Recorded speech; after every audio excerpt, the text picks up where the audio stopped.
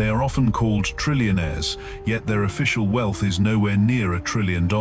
So how does the British royal family live a life that feels larger than any billionaire empire, with palaces worth billions of dollars, ancient money machines still printing cash?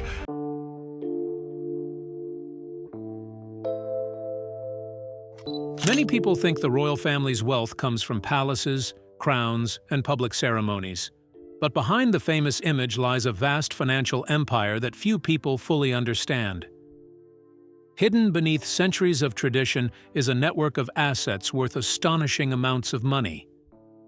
While the public often focuses on royal scandals, family drama, and lavish lifestyles, far less attention is given to the enormous fortune quietly growing behind palace walls. So, how rich is the royal family? What are the hidden sources of wealth that continue to generate billions? What do you think? Is the royal family's wealth one of the world's best-kept secrets, or is its influence even bigger than most people realize? Stay tuned as we uncover the fascinating story behind the trillionaire empire that the royal family rarely talks about. Hidden wealth of royals. For many people around the world, royalty is often associated with grand palaces, glittering jewels, luxurious estates, and centuries-old traditions.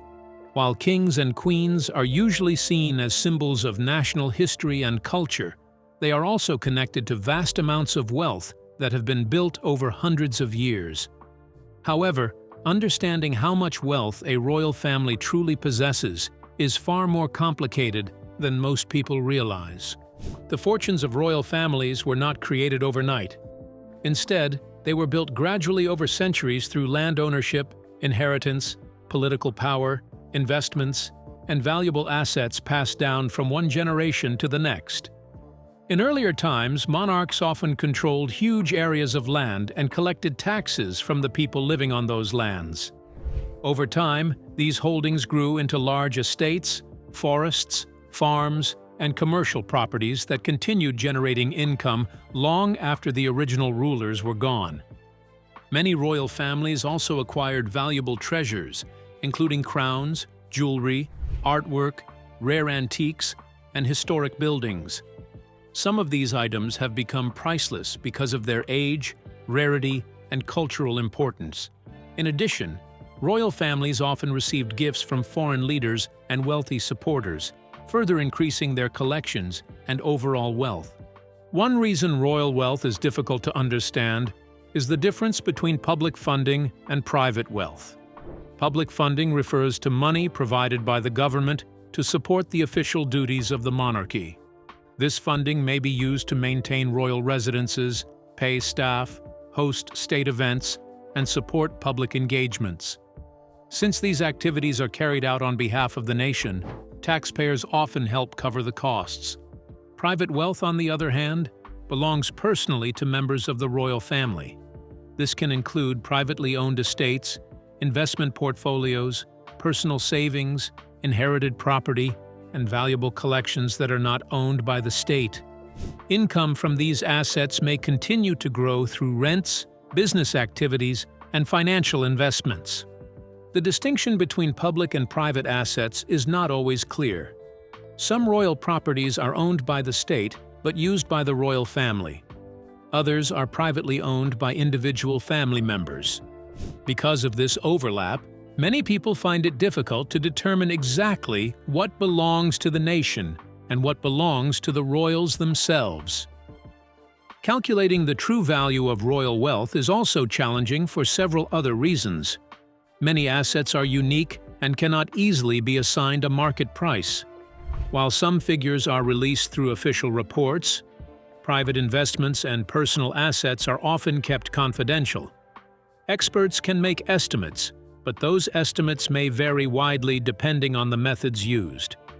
Although many estimates exist, the true size of that fortune may never be known with complete certainty. But does the royal family invest on landed properties?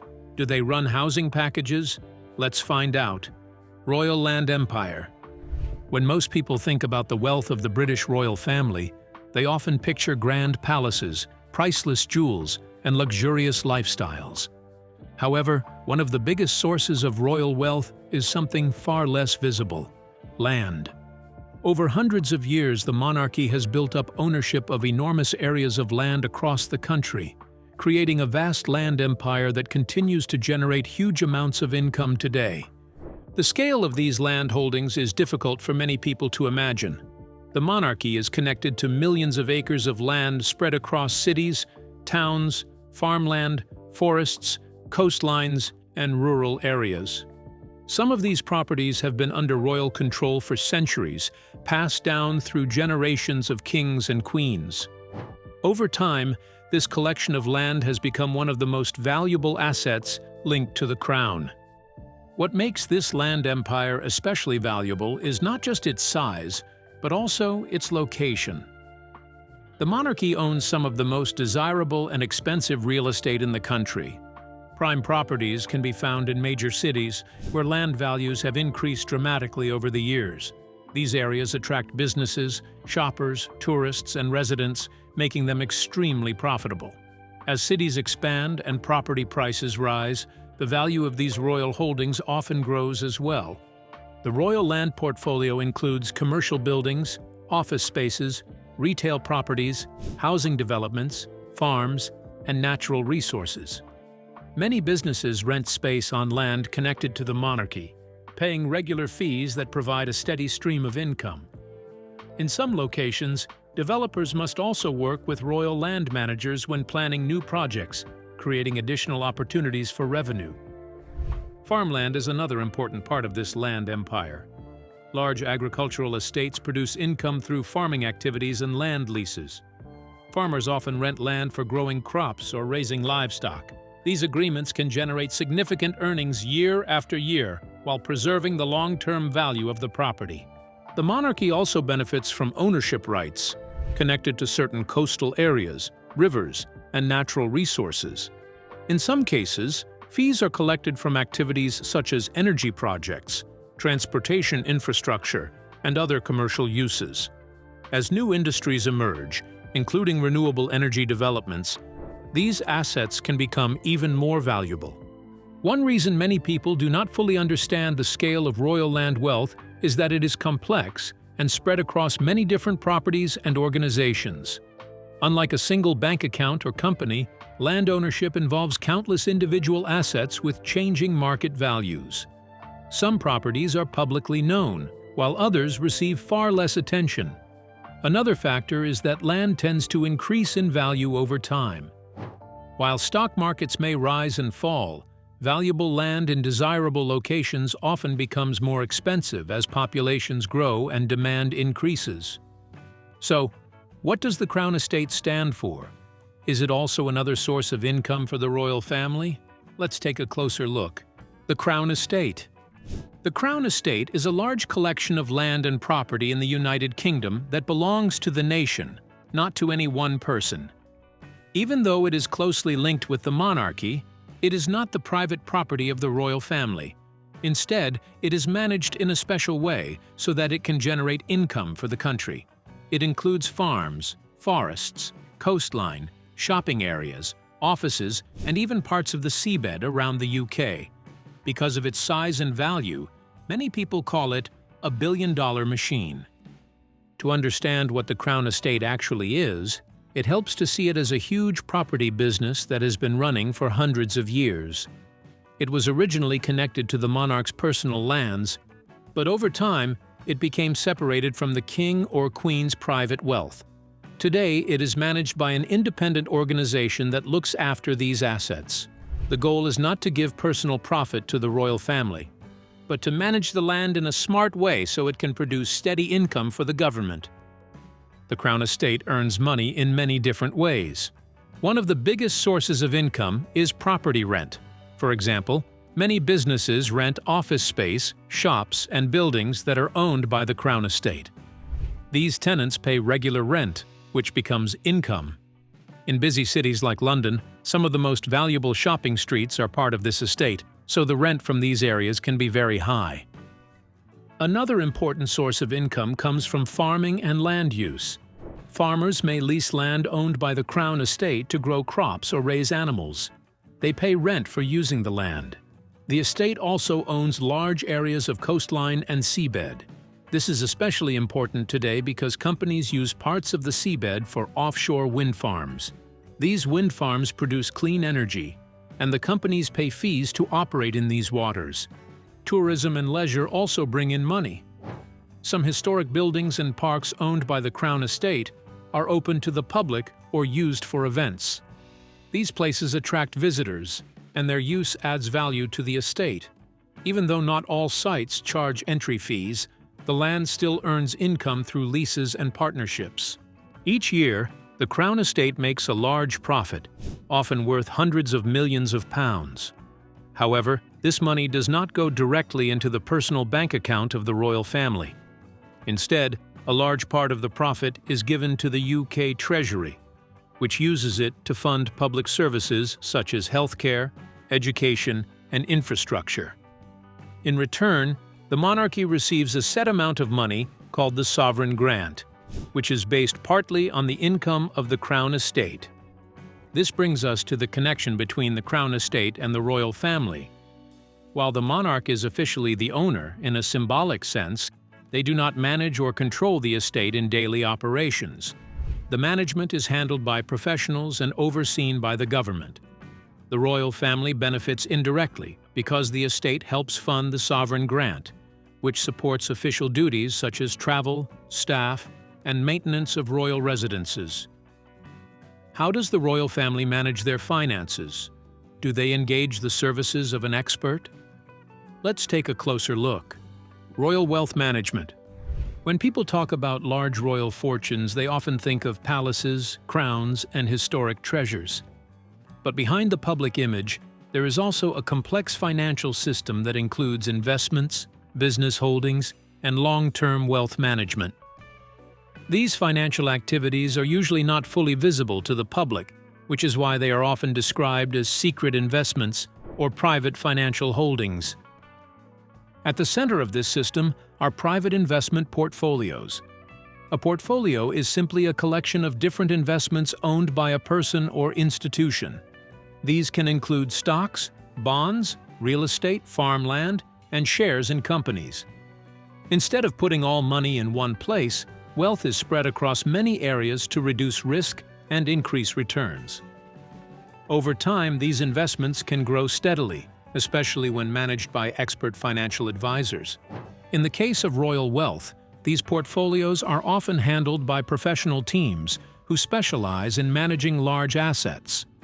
Their job is to protect wealth, grow it safely, and make sure it lasts for future generations. Some investments may be in well-known companies, while others may be in private businesses that are not publicly listed. Because of this, the full details are not always easy to see from the outside. Another part of this financial system is offshore assets and global financial networks. Offshore assets refer to money or investments held in countries outside of one's home nation. People and organizations sometimes use offshore accounts for legal reasons such as tax planning, privacy, or international business operations. These accounts are usually located in financial centers, like small island nations or countries with strong banking privacy laws. For wealthy families and institutions, including royal estates, offshore structures can help manage international income more efficiently. For example, if money is earned from property, tourism, or overseas investments, it may pass through different financial systems before being reinvested. This creates a global network of financial activity that is spread across multiple countries. However, offshore investing is often misunderstood.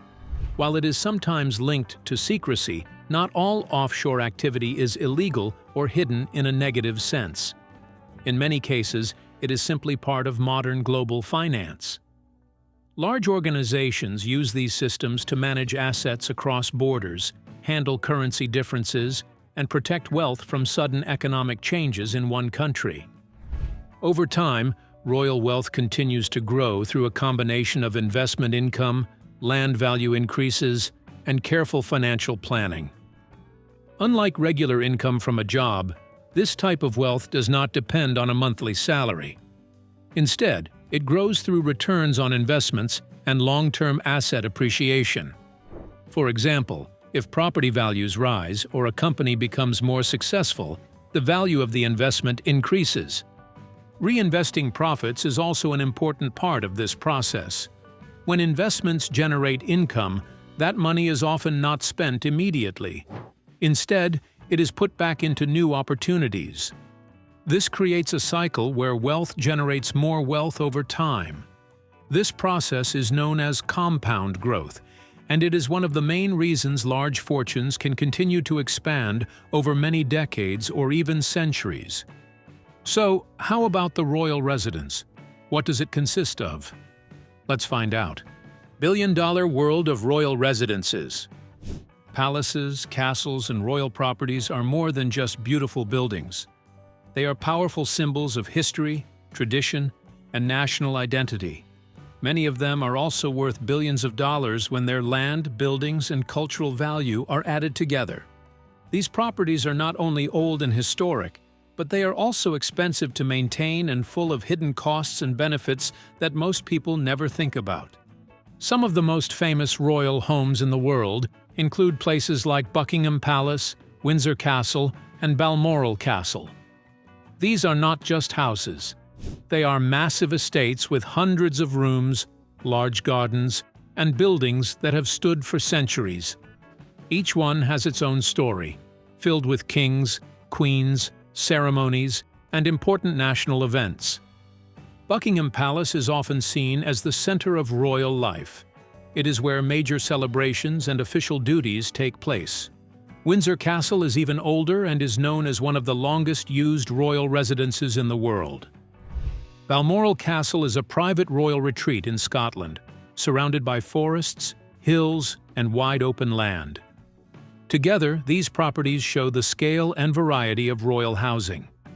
When people hear palace or castle, they often think only about luxury.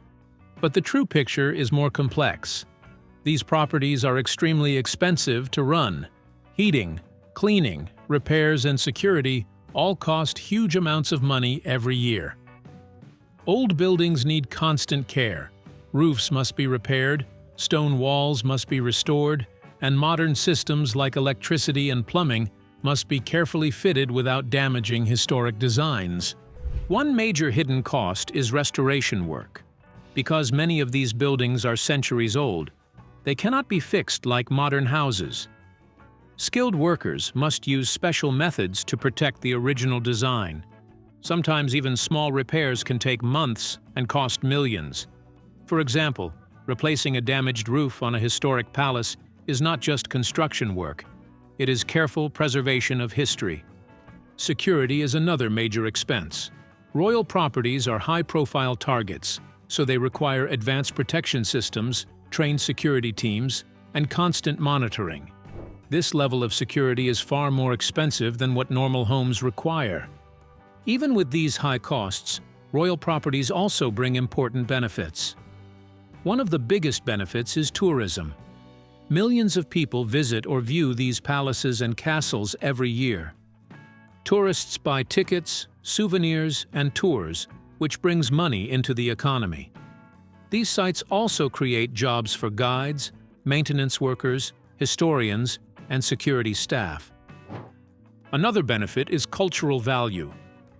These buildings are part of a country's identity. They connect the present to the past. People visit them not just to see beautiful rooms, but to learn about history, tradition, and national stories. Does royal wealth involve art collection? How much does it account for? Let's find out. Royal art collections value. Royal art collections are among the most valuable and fascinating treasures in the world. They include rare paintings, precious jewels, ancient objects, and unique works of art that have been collected over many centuries. These items are not just beautiful to look at, they also carry deep historical meaning. Many of them were created by famous artists, while others were made by skilled craftsmen whose names are now lost in history. Because of their age, rarity, and importance, these collections are often described as priceless. Over hundreds of years, different kings and queens added to these collections in many ways. Some items were bought during their reigns, while others were received as gifts from foreign rulers and important visitors. In some cases, artworks and treasures were inherited from earlier generations and carefully preserved. As a result, the collections grew slowly over time, becoming larger and more valuable with each passing century.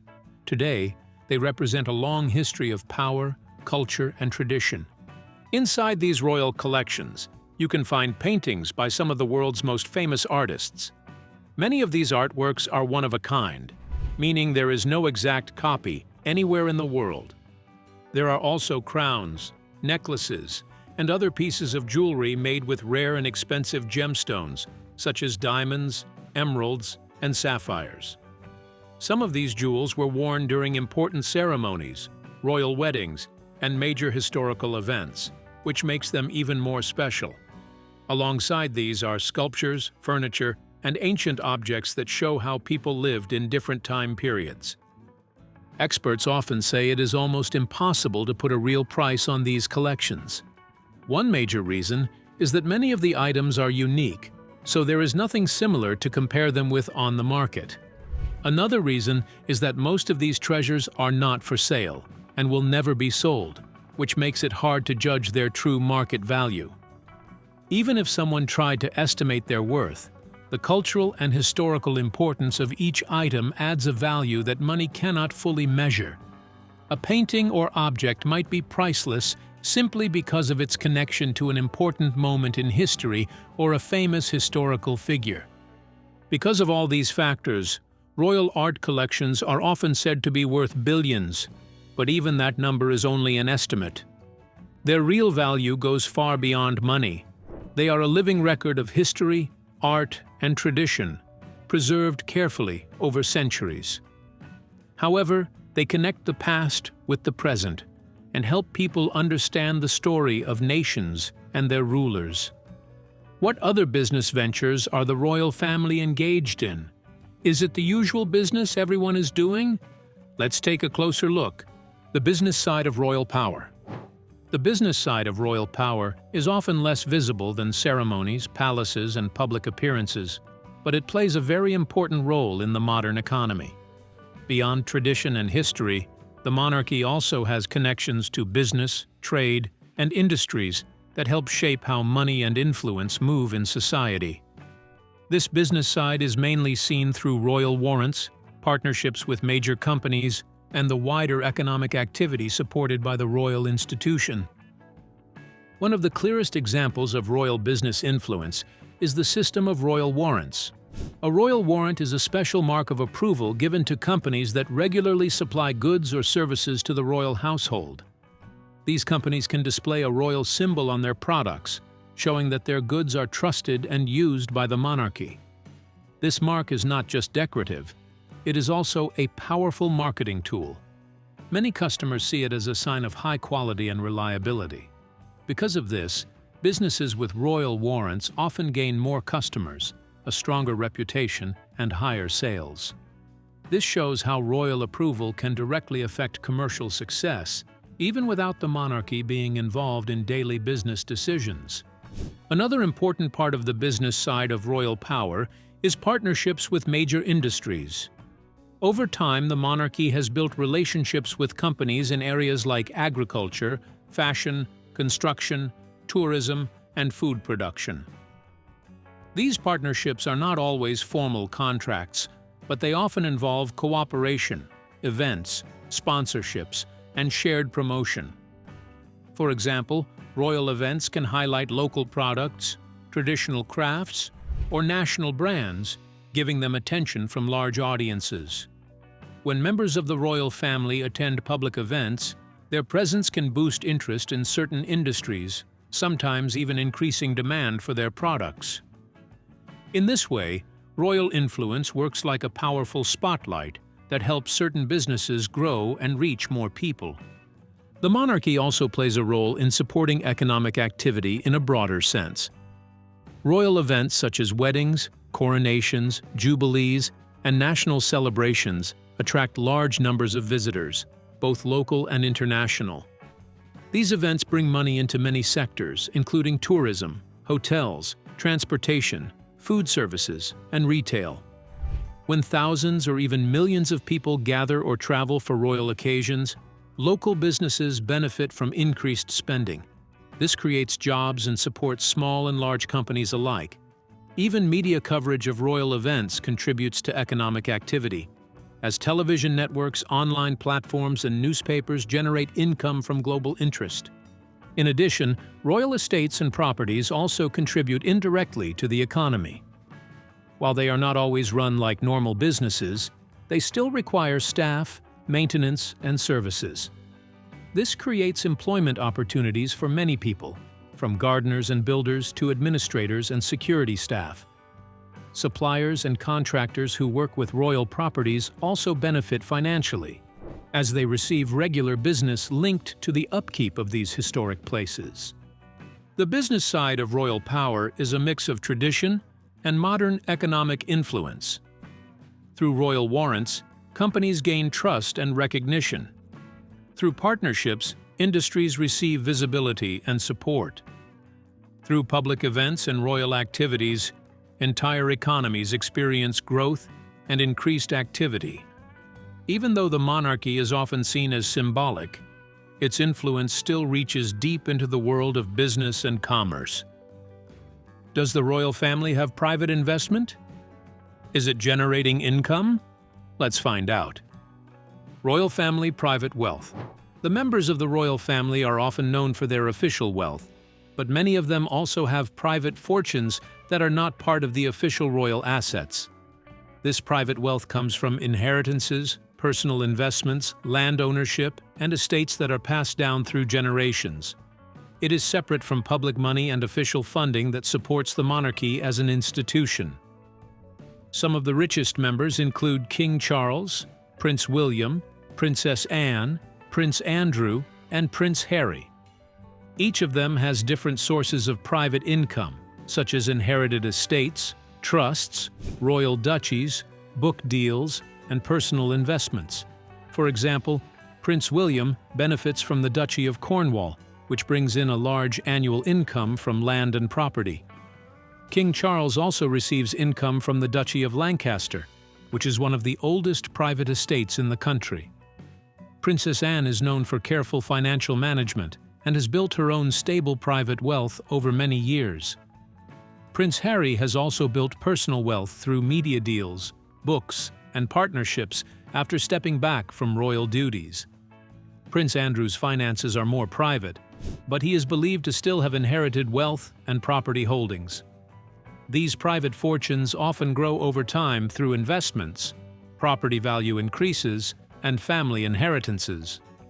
While official royal funding covers public duties and responsibilities, private wealth gives members financial independence. This combination of public support and private fortune helps explain how royal family members maintain very comfortable lifestyles. Over many centuries, land ownership, marriages, and inheritance have all contributed to the growth of these private fortunes. Today, these assets remain an important part of the financial strength of the royal family. Many of these private estates include farms, historic houses, investment funds, and commercial properties spread across different regions. They are carefully managed through financial advisors and estate managers who help maintain and grow their value over time. Some investments are kept private to protect security and personal privacy of family members. Public interest in royal wealth remains high because of tradition, history, and global attention on the monarchy. Even though estimates vary, experts agree that the combined private fortunes of senior royals are extremely large. These fortunes are built not only from historic inheritances, but also from modern business deals and investments made in recent decades. Some family members also earn money from public speaking, writing books, and working with private organizations and charities. These additional incomes help them build financial stability outside their official roles and responsibilities within the monarchy. In some cases, property ownership alone can generate millions in yearly income through rent and development projects. Because of long-term planning and careful management, these private fortunes often continue to grow across generations. At the same time, public debates continue about transparency, fairness, and the role of wealth in modern monarchy systems. Still, private fortunes remain a key part of how senior royal family members maintain independence and long-term security. So, what do you think about the trillionaire empire of the royal family? Share your thoughts with us in the comments section. Don't forget to like and subscribe.